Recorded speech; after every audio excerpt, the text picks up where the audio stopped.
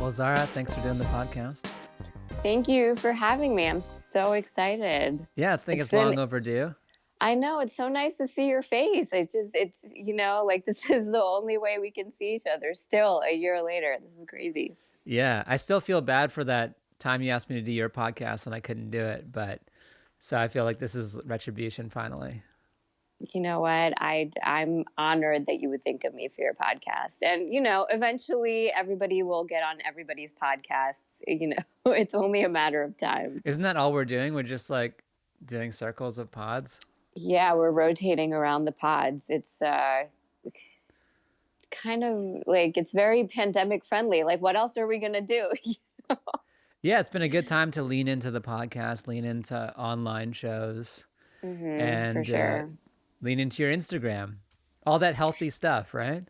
Yeah, all the healthy stuff that definitely does not lower your self-esteem. Though No, I never. will say I have abandoned my Instagram over the last couple of months. And I've pretty much just been spending time on Clubhouse because it's also very pandemic friendly.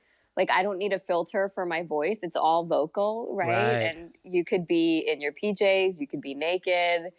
You don't need to Photoshop your blemishes. Like, it's amazing. It's amazing. Yeah, Clubhouse is, I mean, for those who don't know, it's like this app where you log in to basically conference calls for friends spontaneously. Yeah, it's I might be dating myself, but it kind of reminds me of AOL chat rooms, but it's for your ears. Yeah. Right? Like, you could you could join any room, you could, just observe, or if you want, you can speak up.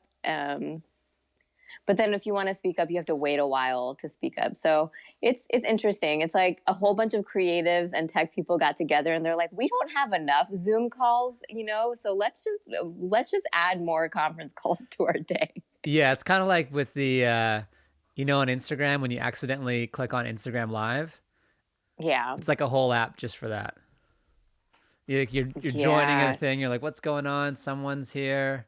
Yeah, but you don't have to see anyone's face. So it's, yeah. I appreciate that because, we're a year into this pandemic. Like, there's no one's worn makeup. No one's gotten a haircut or shaved probably in months. Like, you don't need to do Instagram Lives. No, I'm not saying you, Latif, though your pandemic beard is, that is very luscious and impressive. I'm going long hair, long beard. So that's great. It looks good on you. Oh, it looks good on you. Yeah. I've been saying on these Zoom shows, I was going to say on stage, but there's no stages really happening right now. But on Zoom, I've been saying, can we just clean up these pandemic beards? Like, ISIS is not recruiting. Like, let's clean it up. Like, because people are walking around with like, your beard is, acceptable, but there's people who are walking around like beards coming out of their mask. It's like entire civilizations of germs on their faces. Like, all right, we need to clean this up. It's a lot. That was the thing at one point. They're like, oh, beards transmit COVID. And then, I think, now it's 3 feet instead of 6. So there's always these COVID things. You're like, we don't really know what's going on. Nobody knows anything that's going on. It's just, I think the science also changes week by week. So yeah, whatever. But it's one of those things. It's like statistical science, like science, what's best for the population as a whole, which sometimes isn't what's best for the individual, which makes it all of our individual decisions scary. Yeah, for sure. But we're moving out of it. Things are good. You have one of my favorite shows, Facial Recognition Comedy, which has been, is it international? It's definitely across the country. Is it international? We're, 2020 was going to be the year we took it international. So that's on hold for the time being, but soon to be international, definitely bi-coastal. Facial Recognition Comedy has had live shows in LA and New York every month. And then we also do a weekly podcast. It's featuring, people of Middle Eastern, North African, South Asian descent. I think the official acronym for it now is MINASA. MINASA. It keeps growing. Yeah, it keeps growing. Yeah. So basically, we're just showcasing brown comedians, Mostly women? Comedians, yeah, mostly women, Yeah. comedians or comedians who identify as women, and really showcasing their talent and voices. Because honestly, before we started this, brown women were having a hard time. I mean, as a stand-up comic myself, like I was often getting mislabeled or misidentified as another, like any of the other 5 or 6 brown female comedians in the LA or New York area at the Yeah. time. And Hollywood, for a long time, there's a lot of tokenism, and they always kind of pegged us against each other. We were all competing for one role because, there was this kind of idea that there can only be one brown girl on a show, and she's going to have to play a supporting role, like a best friend or the quirky best friend, or, the doctor or something. But I think we've helped to expand that a little bit. Definitely. And, I think Hollywood is starting to transform. Yeah, like look at Kumail Right. Nanjiani. I mean, it's a man, but Kumail Nanjiani is like a leading actor, not the best friend. Yeah. So like there's a transformation happening where like anyone can be a lead role, which is great. Yeah, for sure. For sure. And Sorry, because I'm your moving. show, no, move around. Oh, there's just a guy. Hi. Yeah, that's the live-in man in my house. Like just because is he your boyfriend? Yes, yeah. You're like I don't. It's my roommate. It's my roommate. Well, live-in Like, man we're- was like you're okay. Live-in boyfriend, I get it. Yeah. Yeah, not a lot of diversity in your. He's laughing at me. Is he why?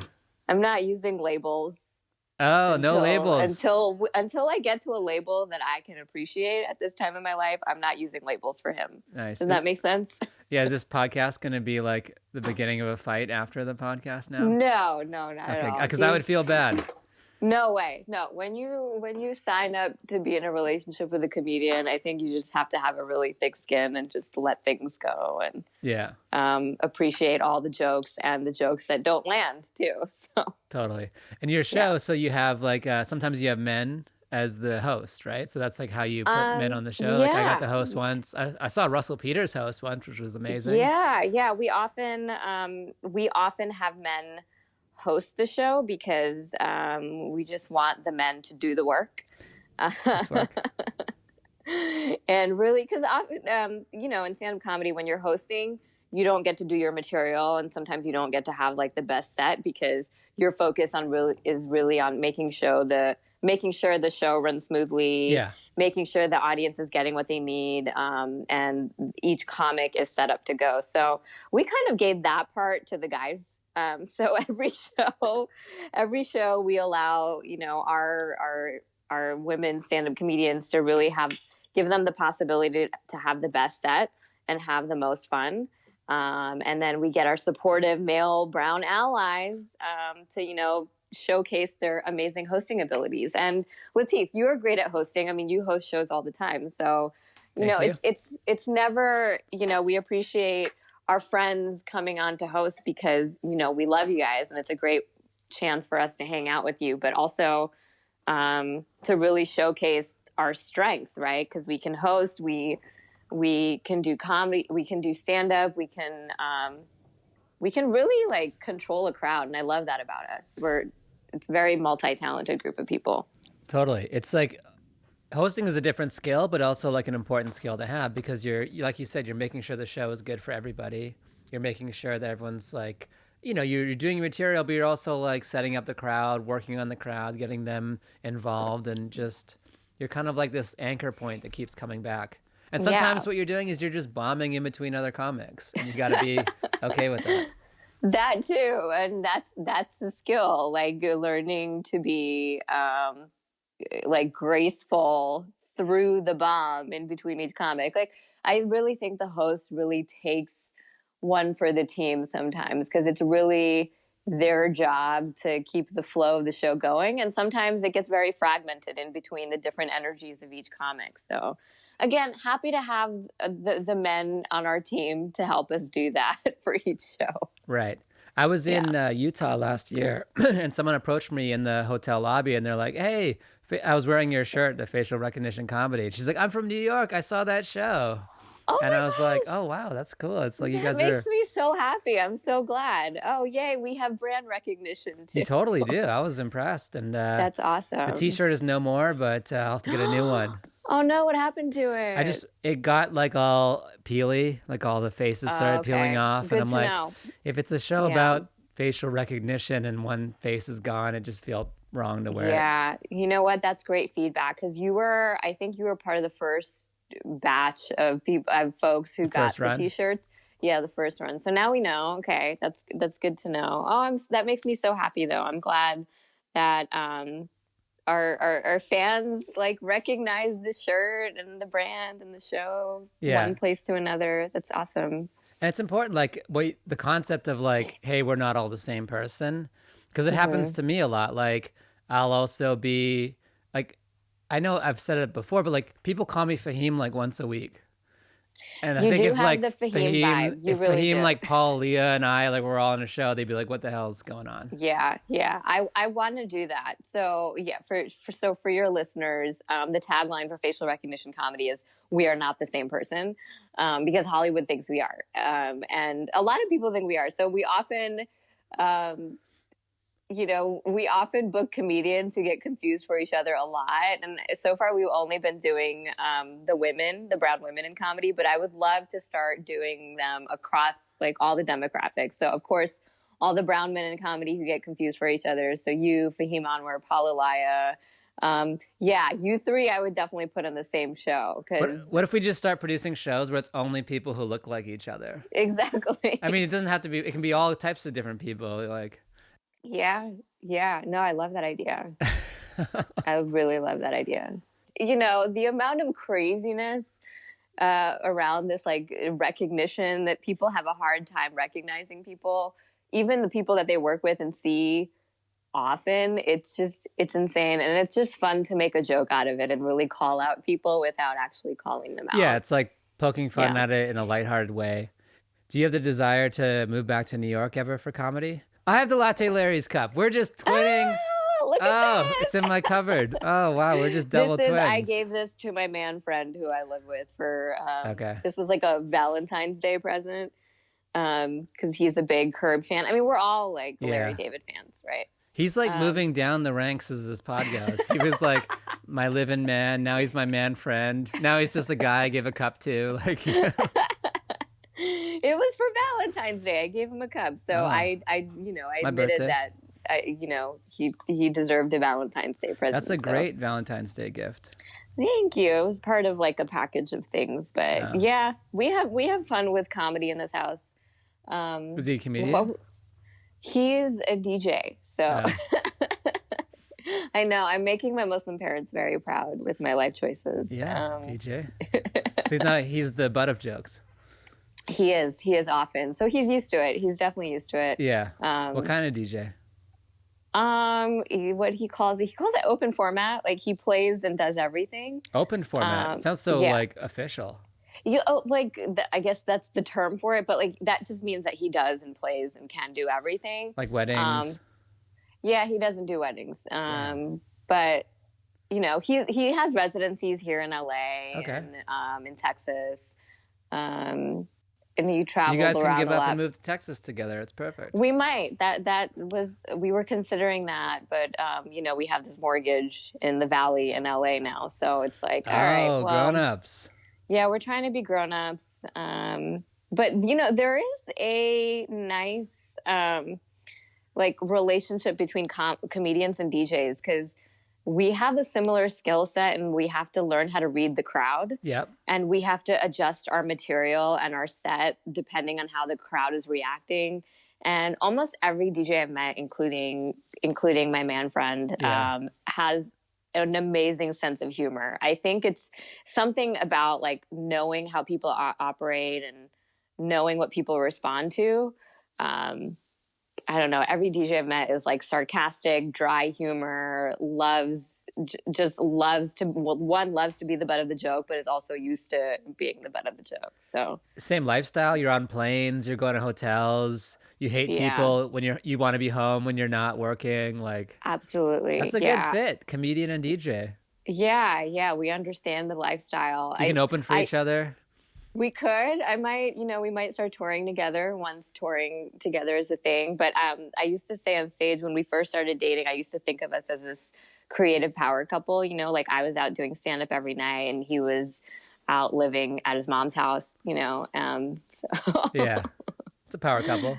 yeah, it's a power couple. Is it? No, But like, he's it's great. a inner fulfillment power couple. It's a living your dreams power couple. Sure, sure. I mean, it's Is it? fine. We're doing okay. I'm not, as you know, like when you're, because I feel like you have a lot of hustle with you too. Like when you're a creative, Trying. you have to figure, especially during this time, this last year, I think it's taught all of us creatives to figure out other ways to hustle. And yes, use our creativity, but really, I think we all have a drive to survive and thrive.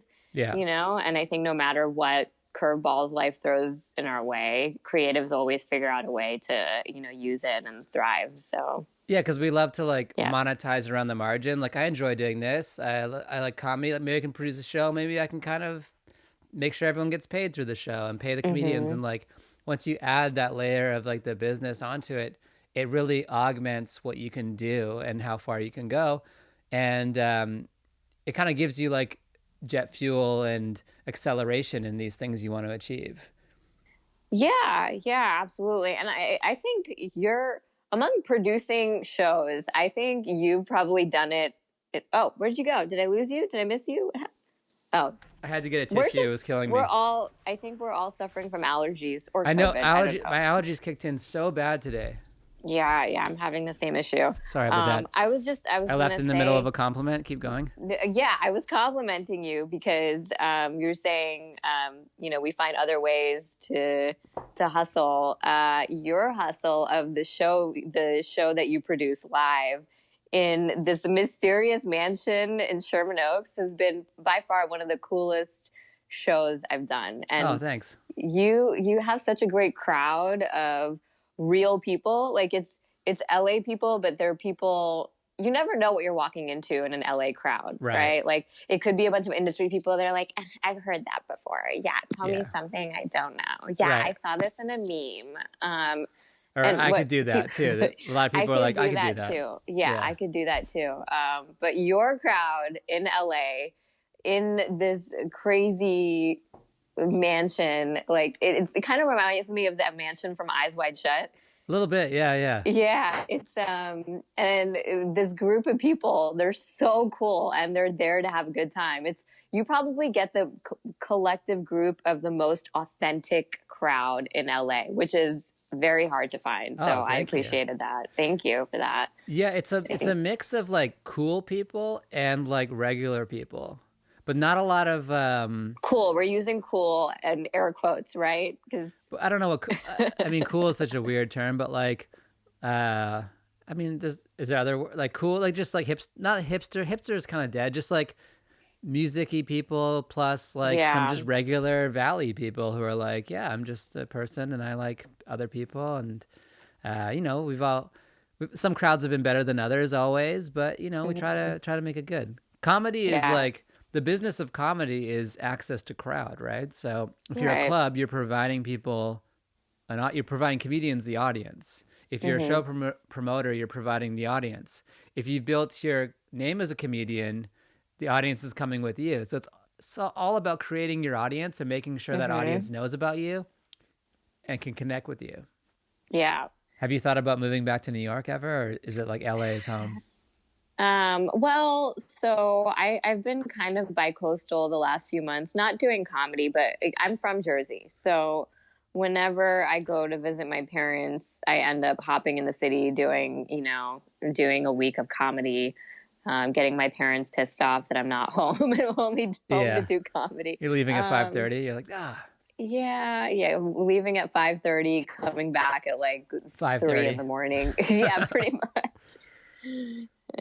But yeah, I think about going back to New York. The thing is, like, I've done the whole New York thing, and I wish I had stayed in New York to really get my roots and get my feet wet in comedy. But, my day job and my other life kind of like just transferred me to LA before I got really deep into comedy in New York. So I say I'm an LA comic, even though I'm from New York, and I go back a lot. And I love New York. I think whenever I'm getting ready for something, I go to New York to really, really run my sets and get better. Because the crowds in New York they're impatient. They have shorter attention spans. So it's a great place to really workshop your material, and the crowds are, just amazing and international, And there's so just many a lot more. crowds, so many There's so many spots, crowds. so Yeah, many. I hear it's coming back too. It's like the place to be now again. it's starting to. Yeah, I mean, there's a lot of outdoor stuff. I mean, we'll see how the weather holds up in New York. That's the other thing. Like, you might get rained on. Yeah. But yeah, I mean, things are starting to open up depending where you go. So yeah, I mean, I was definitely taking some time off from Zoom shows as well, but I think now I'm starting to get back into it. And yeah, you can see me in New York, hopefully in LA, like pretty soon. Yeah, summertime in New York, parks in Yeah. LA, maybe clubs in LA. I hear rumors, so we'll see. I'm hearing rumors. I mean, we're definitely doing parking lots in LA, so Yeah. that's definitely a thing, Totally. Parking lots for dinner and parking lots for comedy. Yeah, I mean, it's been said to death, but we brought inside outside and just made a new outside that's not inside, but covered it. I mean, the parking lots are wild right now. I mean, it is where it's at these days. Like, I was at Target the other day. I backed out of my parking spot and almost drove into people having dinner at Chili's in the parking lot. You just start doing a set. You're like, what's? Yeah. No, but like I backed up and people were having dinner in the parking lot of Chili's. Like, this is the hill people want to die on. Like, you really want to go to Chili's parking lot. A Denny's is packed in the valley. You drive by it. It's crazy. It is. Yeah, we're out living our best lives in these parking lots right now. Like, what else are we going to do? But things for me have changed. Like, there's certain things I just don't want to do as much anymore. Like, I like food, but like I don't really want to eat out as much anymore. I'm enjoying cooking. I feel healthier. Yeah. Like, there's like a permanent shift. I'm never going to CVS again. Like, it's all Amazon. Like, it's like our lives have changed. Yeah, we're the same way. I think we did one dinner date or two dinner dates out like in the past year, and it so wasn't worth it because we've been cooking at home and like getting better at cooking. So it's like, we could have made this way better at home than this crap that we're eating right now outside in a parking lot, like it's, and there's an anxiety with it too. Like everyone's uncomfortable. Eating out is just experience. It's experience. It's your friends. It's the being crammed next to people. And when you're kind of anxious about, the waiter didn't wash the soy sauce, they touched something, and you're like, your whole night's ruined. Yeah, it's definitely more of an ambiance and experience. And yeah, I mean, you want to be around the buzz of a lot of people and like being at one of the cool restaurants to eat at and stuff. But I did kind of feel that yesterday. So the Ivy opened up in West Hollywood.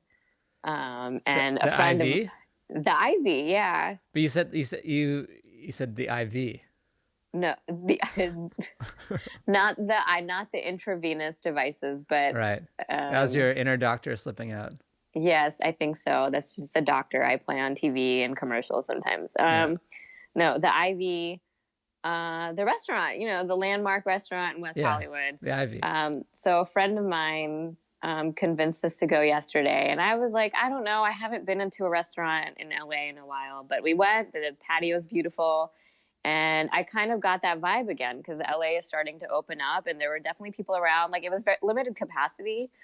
But it was kind of that West Hollywood ladies who lunch situation. And you've seen Entourage, right? We're all, of course, yeah. Yeah. Guess who was there? It was E and Johnny Drama. We're part of the same table. What, they were eating together? Yes, them. It was those two and like a group of other guys. It was like a group of like 6 or 7 guys having lunch at the Ivy, and I'm like, are they reliving the show or? Well, they have a podcast about the show, so maybe they're like, augmented reality-ing their life into reality. Maybe it could have been like a podcast meeting, but it was so cool that even like a decade later, they're still hanging out in the streets of LA. Yeah, a decade at Lunching. least. Yeah, I think the show started in 2004. Yeah. Oh my Wow, gosh. it's crazy. They did this thing. I remember promoting the show that was like very smart in terms of like their Twitter promo. Like early in the Twitter days, they created profiles for the characters as themselves to kind of like integrate them into like the real world. Because basically everyone in the show almost was real except for them. Like everyone, all the celebrities played themselves except for everyone those played four. themselves. Yeah. Yeah, those four and Jeremy Piven's character. Yeah. Ari. Yeah. So those five were like not real, but everyone else was real or based on someone real. Yeah. So once they took it to digital and said, well, let's integrate that and pretend they're real, they started going on this whole, it was like a very early days of like really smart social media marketing. Yeah, they did a great job with that. I remember that too. But it's, yeah, I mean, even to this day, like those characters, like we were having lunch. I'm like, is that Johnny Drama? Is Johnny Drama? Like, I know it's Matt Dillon's little brother, but like, I just think of them. Oh no, that's him forever, for sure. He's Johnny Drama forever. But yeah. Yeah, it was fun. So yesterday was the first time in over a year where I felt like, okay, this is normal. This feels like LA. You're out to lunch in West Hollywood and there's celebrities having lunch around you because nobody has a day job and everyone's just free to lunch. Yeah. And they probably feel more comfortable.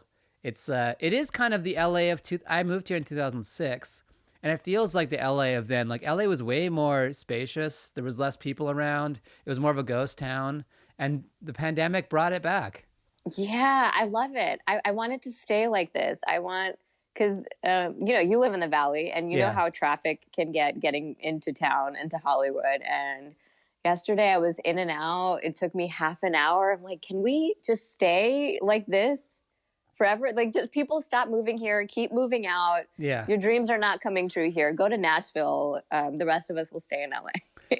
Yeah, well, it is kind of cool that like your dreams really just matter on your ambition to a certain degree, no matter where you are. It's kind of a cool thing. Like you don't have to be anywhere. If you're doing it the way you want to do it, you can be online in Texas, in Nashville, in Florida, wherever you feel like. Austin. Yeah, I mean, you can be anywhere. I mean, I think that's the beauty of the time that we live in. You can pursue your dream from anywhere. So yeah, don't move to LA or New York if you don't have to. Yeah, we're good. And you can make it without moving here. Yeah, we're good. They just close the doors. We're like, we're done. We're done. You can do it online. Just become TikTok famous. You can do it. The algorithm works in your favor. Yeah. What's one thing you invested in your career that really paid off? You're like, I'm going to take time to put my time and energy into this thing, and it really turned out the way you wanted it to. I really invested a lot of time up top in stand-up. Like my first 3 to 5 years in comedy, I was doing open mics like nonstop. Like it was at least like, I want to say maybe 2 to 3 open mics a night, 7 days a week. So yeah, at least 15 to 20 open mics for like a week for 4 years in a row. And around the 5th year, it really started paying off because, people started hiring me based on my writing ability. Oh, nice. And, and I think that's just a testament to like, you get out the amount of effort you put in. So when you put in the work and yeah, I mean, no one's great in the beginning. I was not great in the beginning. And like, we all have our moments where we're not great, but I think as long as you put in the work and you showcase, people can see your talent getting better and improving and they see how dedicated you are, opportunities will come from that. So I think that's the best thing I did for my career was really show people around my peers, people older than me, people in the industry, like show them how dedicated I was. And also, like them seeing the gradual improvement from like year 3 to year 5 or the drastic improvement from that. So I think people were along or watching the journey, and that like paid off as well, you know? Yeah, writing is like the Yeah. dedication to writing and doing it is it's a compound interest thing over time. And like so many Yeah. people always, like the greats always bring it up, like you gotta write, you gotta write. And the people who stay in it long write a lot. Like I mean, Yeah. Neil Brennan came to the Comedy Bunker with a huge thing written on a like a whiteboard, put it down, and ran through all his He jokes. brought his whiteboard to the Comedy And not Bunker. like a That's little great. whiteboard, like a whiteboard, like It's a like a nine huge. by eight whiteboard. And it That's was like great. you're like, okay, you know, this guy is like working, he's writing, he's making Yeah. sure, like, and that's what it takes. And he mentions it again in the Comedy Store documentary, like the game is writing. Yeah. And I mean, at the end of the day, that's what I think a lot of stand up comics are. We're writers who love performing our own content, you know, and we want to speak our truth. And that stage or that mic is our platform to speak our truth, because a lot of the times, um, you know, in real life or outside of that stage, you don't really have all the freedoms to speak your mind, or the people don't give you the airtime to speak your mind. So yeah, I mean, I think that's why I appreciate that time on stage, because it is my time to really showcase what I want to say. And so I think that's why I spend so much time on writing it in the most articulate way possible. So I use that time, you know, as efficiently as I can, and I get my message across. That's great. And it's also so fun. It's So so fun. freaking fun. It is. It is. Oh, I miss it. I miss it so much. In your bio, it also talks about you being a writer. What type of writing do you focus on? Is it scripts? Is it books? Is it online content? A little bit of everything. Really, honestly, anything that anyone hires me for. So I can help write sketches. I can punch up pilots. I'm writing a few of my own pilots. I've been working on this own book for me. It's like kind of like my.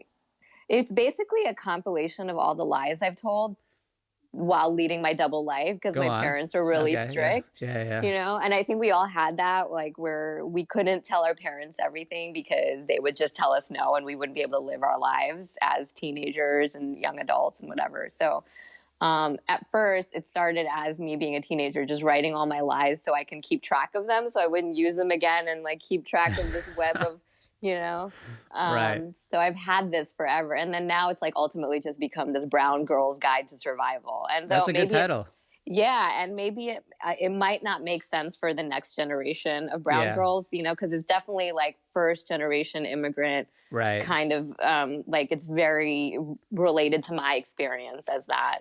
But yeah, so that's been something that I just continue adding to it, and someday it'll be ready.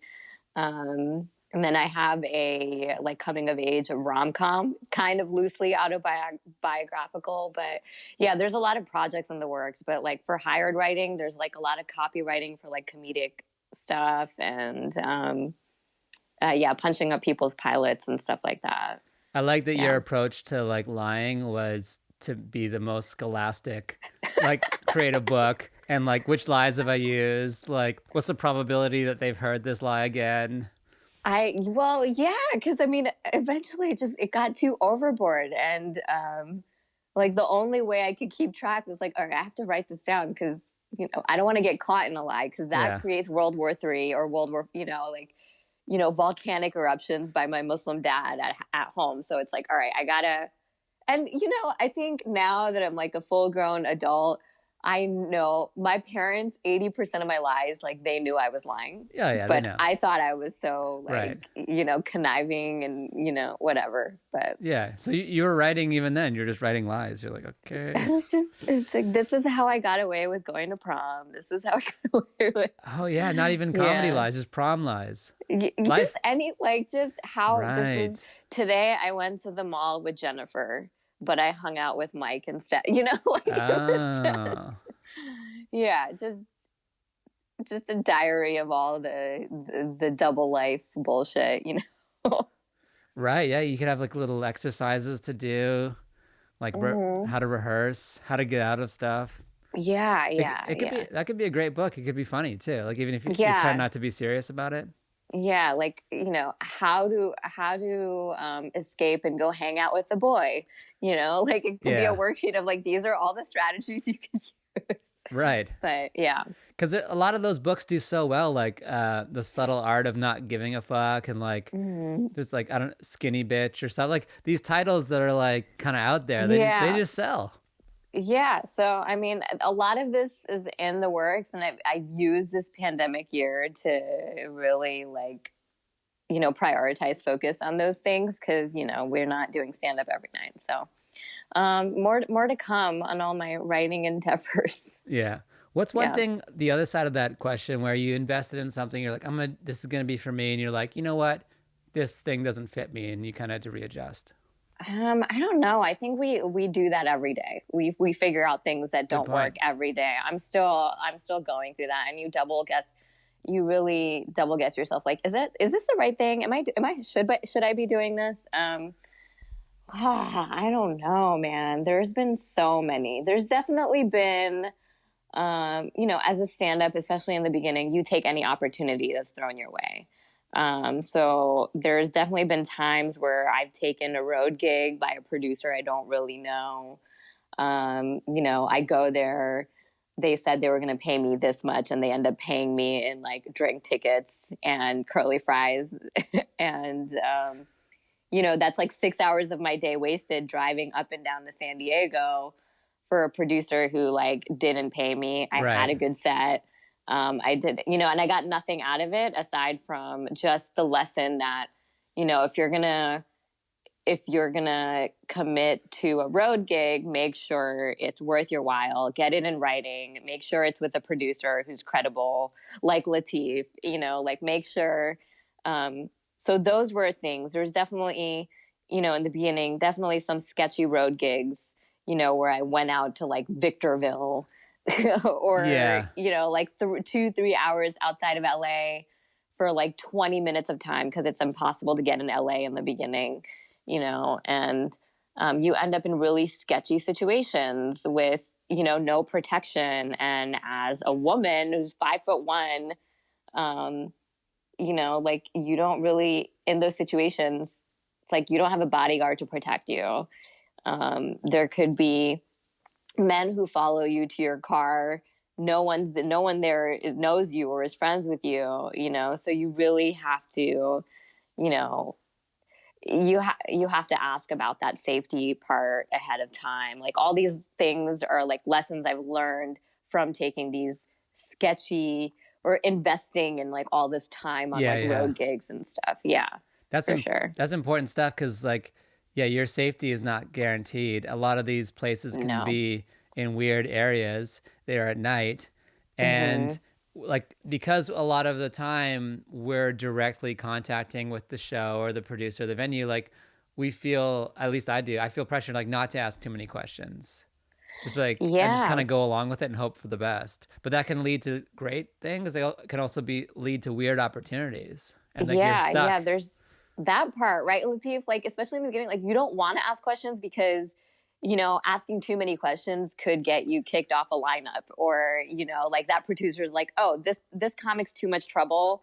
I'm gonna move on to, because honestly, they're probably not the best producers or best people to work with to begin with. But when you're new, you want to eat up all the stage time you can get, and these are Yeah. things you don't really think about until you're in it, and you're like, oh, well, how do I navigate this sketchy situation? Yeah. But So as a producer as well, like when you book like the A level comedians, they ask a ton of questions. They're yeah, like, what is it? yeah, How much are you being paid? Like, what is like, they want to know everything.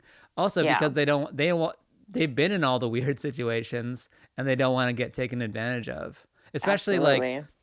I feel that like a lot of A level talent in all industries, they want to do things, they're supportive, but they don't want to be taken advantage of, they don't want to Yeah, like do a free show and you come up off of them basically, right. so you Yeah, pocket a bunch of money and they're working for free, like, and I agree with exactly. that shouldn't be the scenario. Yeah. Yeah. And we've been there, right? We've all done these shows where we show up, we put in a lot of work, we end up getting paid nothing, and they end up taking all the ticket sales home. And you know, and that sucks, especially if you're a comedian with notoriety and your entire like living is based on your stand-up gigs. It's really disheartening at times. But Yeah. Pay people yeah. as much as you can. And Yeah. it is also, there are a lot of on the other flip side of that, there's a lot of expenses, from running a show. There's the ads, there's the flyers, there's the paying the graphics guy, there's paying the comedians, there's the venue fee, Yeah. so it can all go out the door. And a lot of times a show that breaks even is like a winning proposition. Yeah, absolutely. Especially in the LA. Maybe now it's a little bit different because there aren't as many shows going on, but there's just so much competition for comedy. And in LA, I know it was hard some nights to pull a harder crowd. Like you really have to put in that time with like marketing and like all these like cool strategies and really pay your headliners that will like bring people in the door. Yeah. I mean, it is a business, right? So yeah, I mean, And it has I driven think, up ticket prices too. yeah, Like you look at some of yeah. these ticket prices on these shows now, you're like, oh wow, they're Yeah, like they're insane. I saw this like $50 ticket price and you're outside. I mean, it's a great lineup, but pre-pandemic, no one was paying $50 for a comedy show on a Wednesday night unless it was, like a big, like a Joe Rogan Yeah. type of person. Now it's like, yeah, it's a great lineup of comedians, a lot of people who don't have the notoriety yet. So yeah, I mean, there's a lot of good and bad to it, but Yeah. I mean, things have 50's, changed. 50's pretty, I've seen like 350. Oh, for like those big Yeah. shows, yeah, those big secret shows, yeah, yeah, It's like there's just an appetite that like people are been stuck inside and they're willing to pay to have experiences. The same way yeah. people are willing to pay like a bunch of money to see Mariah Carey at Caesars, me included. Oh my gosh, you did that? So No, I I did that. want to. I did that. Wow, we're just twinning all day here. Yeah. Word of advice: I love Mariah. Love Okay, Mariah Carey. love Mariah Carey. Loved her from the beginning. Got her book on Audible. She's amazing. Her book, did she read it? Huh? Yeah. With that deep Yeah, voice? she read it with her voice. I mean, you're gonna cry, you're gonna laugh. It's great. So Mariah Carey is the Christmas queen, and I didn't realize this, but before the pandemic, right before, so November 2019, it was the weekend before Thanksgiving. We went to the show, and it was all Christmas. She started Christmas like In September? oh, in no, like, yeah, I was like, what? No, I came here for like the number ones, not like like holy mass. Like Yeah. it was, as a Muslim, and there was like, this is like, there was a Jew in our group, and we're just like, what the hell, man? Like, these are lullabies. Like, yeah, there's some, so it was, so yeah, I guess anywhere around Christmas, just on November, December, if you're going to go to Mariah Carey, it's going to be all Christmas, the whole show. Yeah. It was a beautiful show. It was spectacular. But, Yeah. I went for Always Be My Baby and like some of these other jams that we like love, and didn't get any of that. So, Yeah, it's like the songwriting has changed so much that like I don't know if like there'll ever be those types of artists again. yeah, I miss the Mariah of like the early 2000s, early aughts in the 90s, because she really like, it was really like heartwarming and like kind of you got that guttural, like you felt it. Now it's like, it's very surface. Yeah. The lyrics are very surface. So it's, but it's also the times of how the music's changed. I mean, you know more about that than I do. But like it's an art to write lyrics that kind of apply to everyone feel them. And there's like you're writing words that are general but also specific. The same craft it takes to write a good joke, like to take out all the fat and like make it exactly hit. It's like there's a reason why like the Diane Warrens and all these songwriters are so good, because that's what they focus on. The same way the great comedians are great writers. So I hope that it comes back and we get a new Mariah Carey and like a new. I know. I want that. Maybe like And there is Maybe, it. Like I yeah. think some of the Weeknd songs are like in that vein, especially the ones he's doing with like Max Martin and stuff. You're like, okay, these are like polished, epic, like ballady, Hmm. songs. Yeah, I've been appreciating some of Weeknd's music too. Yeah, but there's no writers right now, or there's no songs that like give me that same. Maybe Adele, Yeah, you Dell. know. Yeah. But yeah, since then, But that was Alicia like 10 Keys is years kind of ago. that was 10 years ago. I Yeah. mean, Alicia Keys for a little while, but she's not Yeah. doing. So it's like, who's gonna come with like the words that make you cry, that make you think of your exes, and make you think about all the wrong in your childhood? Like, Yeah. who's gonna sing It'll about come that around. stuff? Someone's probably Yeah. like working on it right now. Yeah, I mean, I love the twerk culture and all of that. I love the fun in all the music right now, but I just sometimes you just want to feel stuff and you don't want to go back to the time machine of the 90s and the early 2000s. You want to feel something now that's current. But Yeah. And I yeah. think I missed the whole Billie Eilish thing in terms of the music, but I Mhm. definitely saw her impact on the way people dress and their hair and like their eyebrows and like she like changed a whole culture like style. Oh yeah. Like You know everyone's doing what? her. Yeah, I mean, I have my hair appointment. I mean, I've been so inspired by Billie Eilish. I might come back next time with a green braid. Like, you never know. Like, Oh, I she just went might. all blonde. So you gotta like I don't know. We'll see. We'll see. Maybe I'll have like green eyebrows and blonde hair. We'll see. I don't know. I don't know what Gen Z is doing, but yeah, that would be a lot of what, bleach to go blonde? for me, yes, with Yeah. my jet black hair, yes, it would. It would. Yeah, people are trying to go dark. When you're dark, you're light. It's a whole I back don't know. I've just embraced my, South Asian, Middle Eastern features. embrace. Um, I've just embraced it because I can't fight it. It's too expensive and too much work to fight it, Yeah, you know? Yeah. and it's great hair. We're hair twins. Yeah, we I got never have had the same hair day in my life ever. It's like one day it's this, one day it's that. You deal with it. we're blessed. We're blessed people. I tell you that. We Yeah, should just be happy we have hair. totally. Exactly. Yeah, Yeah. exactly. What's Yeah. we usually wrap up with goals, and 2021's obviously a year for great goals because we're coming out of the pandemic. What are your goals for Hmm. this year? Let's get them on tape. We'll come back and hold Oh, you accountable. oh man, now there's accountability because they put it on airtime.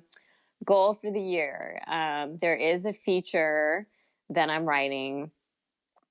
I want this feature film I want to pitch it in 2021. And there is a web series I'm working on that I'm writing with a fellow comedian, amazing writer, Keenan Jerome Floyd. Do you know Keenan? I don't, but I trust your Um, judgment. Really funny dude. He's currently writing the Godfrey pilot. Oh, great. Yeah, and so we're working on another project of a bunch of excommunicated millennials, like millennials in a support group excommunicated from their religions from like Okay. really strict households. Nice. So we're working on that web series. So both of these things I want out there in the universe for people to consume in one way or another. And those are my career goals for 2020, like writing goals for 2021. I love it. Writing goals are Yeah, important because yeah, it's money, it's prestige, it's a lot of work, but it is a lot it's of worth work, it. And it's but yeah, complimentary. You can do yeah. stand up right, star in it, One right? feeds into the other. I mean, stand up is always like people say it's the back door into directing, writing, acting, all of that. So Yeah. It's yeah, the we'll see where this journey takes us. But yeah, I mean, those are my writing goals. Other than that, I mean, I don't know. I did want to have a baby. Like I thought this pandemic was going to baby be the time. goals. Yeah, I thought this pandemic was going to be the time I gave up on my dreams and just got knocked Uh, up. That hasn't happened. Um, Come on, Mike. I don't know, man. I don't know. We'll see. No, I mean that's not going to happen this year. It's already March, so yeah, you can't. It's very hard for that to happen, but we'll Yeah. see. Okay, cool. You're definitely having a fight after this. Um, baby goals, life goals. She's writing, and what is writing if not creating a little baby on paper, right? So, Yeah, I mean, if my baby is going to be a script this year, you know what, I will be perfectly happy with that. I love it. Well, tell people where they find you. Give us your socials, all that stuff. Everyone can find me on all the socials as really Zahra. Zahra is spelled Zahra. I'm most active right now on Clubhouse, so come find me there. But Instagram, Twitter, Facebook, all those things are around, and I will be engaging. YouTube as well. More things are going to start popping up on the YouTube, so just come find me on the socials. Yeah, in terms of business models, the YouTube channel is so important. It's like, it's really become a thing now, and we're all trying to subscribe, and building it. So yeah. I mean, I guess I should make that a 2021 goal as well. There's just so much, Latif. I don't know. There's just too much. I'm just bored of like every little thing, like all of my followers and all the things and my goals and like how I'm trying to grow them. It's like no one told us we had to be a 10 platform export. I know, 10 platforms, and then we have to be our own social media managers, our own marketers, our own PR, our own, comedians really do everything. And that's why I love us, because we are definitely unicorns in this industry. Yeah. Someone said something interesting recently, which was like, if you have a manager, they should really be a social media expert, because like that's like a big part of like management.